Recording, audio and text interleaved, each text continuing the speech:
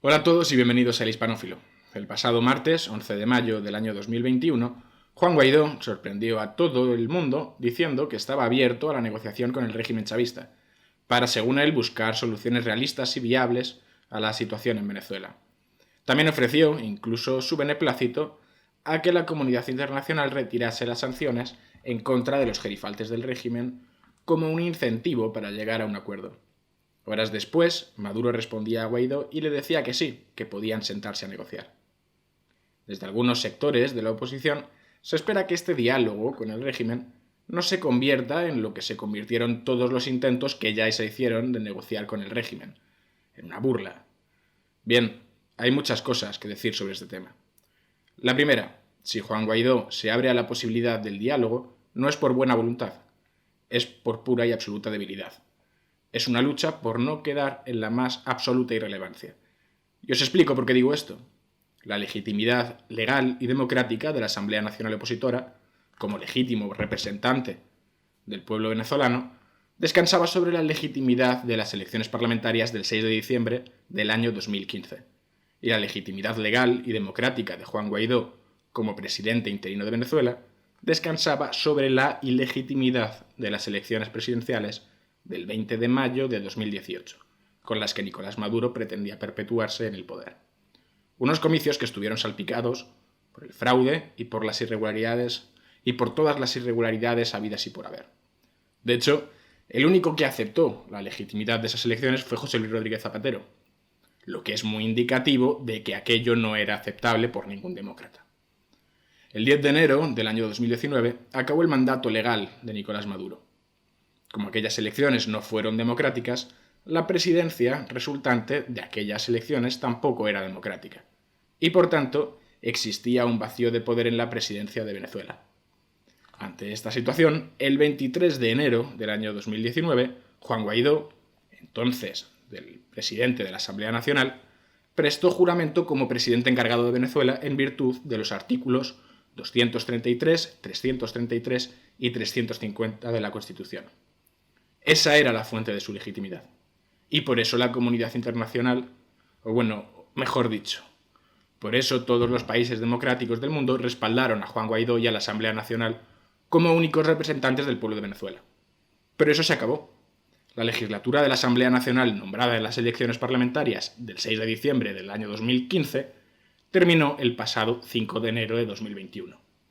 Juan Guaidó ya no es el presidente interino de Venezuela, no es un representante del pueblo de Venezuela, y no es un interlocutor válido, más válido que cualquiera de los otros muchos líderes opositores, como Antonio Ledesma, como María Corina Machado o como Leopoldo López, o como Capriles.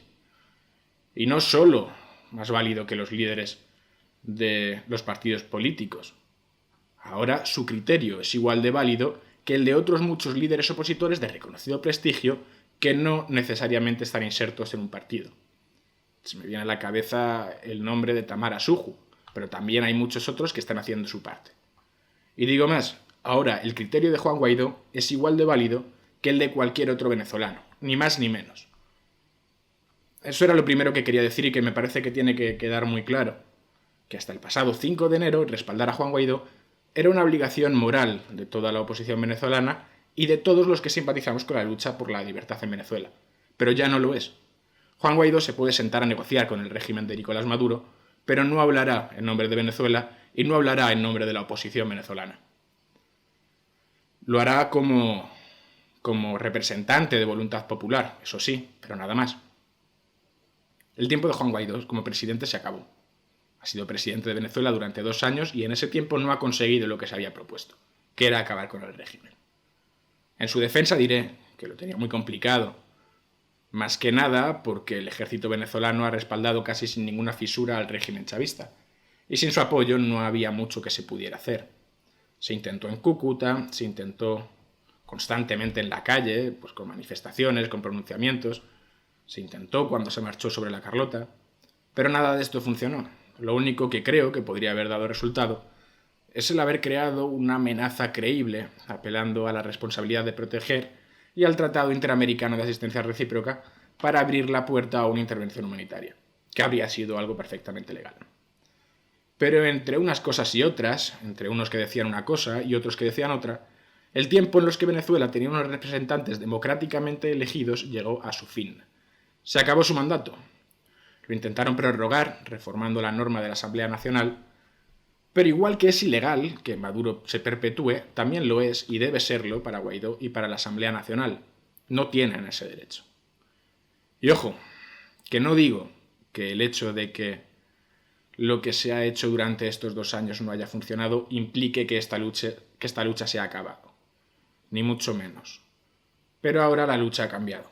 Ahora que no hay un representante legal, constitucional y democrático del pueblo de Venezuela, los venezolanos han entrado en un terreno de lucha similar a aquel en el que están librando su batalla los cubanos o los nicaragüenses. Más parecida a la situación de Nicaragua, en realidad, porque el régimen cubano ni siquiera se molesta en aparentar que hay una institucionalidad en Cuba. Y eso sí que marca una diferencia. Y hay que aceptar la realidad como es. Es una situación más complicada, pero como decía Ayn Rand, podremos ignorar la realidad, pero no podremos ignorar las consecuencias de ignorar la realidad. Lo segundo que hay que decir. Antonio Ledesma dice que con la corporación criminal, que así es como llama el régimen chavista, no hay diálogo que valga. Yo no lo creo. Lo que sí que creo es que la negociación viene a destiempo. Si la negociación tenía que darse, tenía que haberse cerrado antes de las elecciones del 6 de diciembre, habiendo conseguido unas condiciones mínimamente democráticas. Y sí, yo soy de los que creo que se tendría que haber participado, aun cuando las elecciones no fueran justas, limpias o democráticas en ningún sentido. Siempre se repite ese mantra de que participar en unas elecciones es legitimarlas de alguna manera. Yo no lo creo en absoluto. El resultado, fuese el que fuese, habría sido ilegítimo. Pero si hubiera habido un respaldo masivo a una coalición opositora, hoy no tendríamos una Asamblea Nacional con un 90% de los escaños ocupados por el gran polo patriótico. Que sí que es una asamblea ilegítima, pero es legalmente tan ilegítima como la Asamblea Nacional Opositora que se perpetuó con la ficción de una consulta popular tras el 5 de enero. Y por mucho fraude electoral que hubiera perpetrado el régimen, no habría podido ocultar cuál es el sentir general de los venezolanos si todos los venezolanos hubieran ido a votar.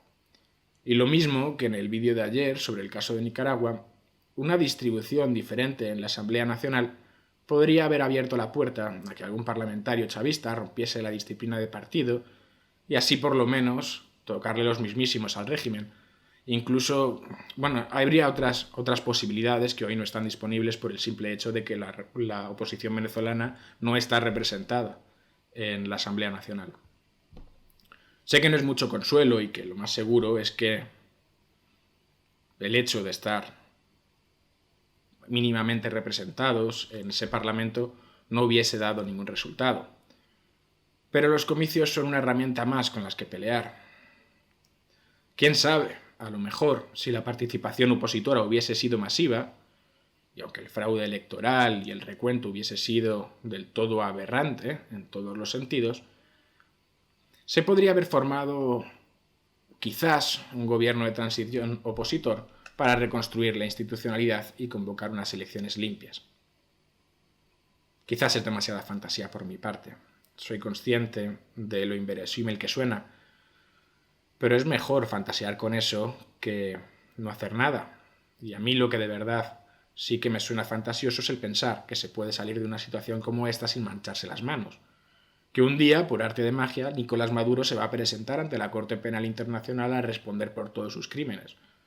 O peor, pensar que a día de hoy hay alguna posibilidad de echar por la fuerza a Nicolás Maduro. No, eso no va a pasar.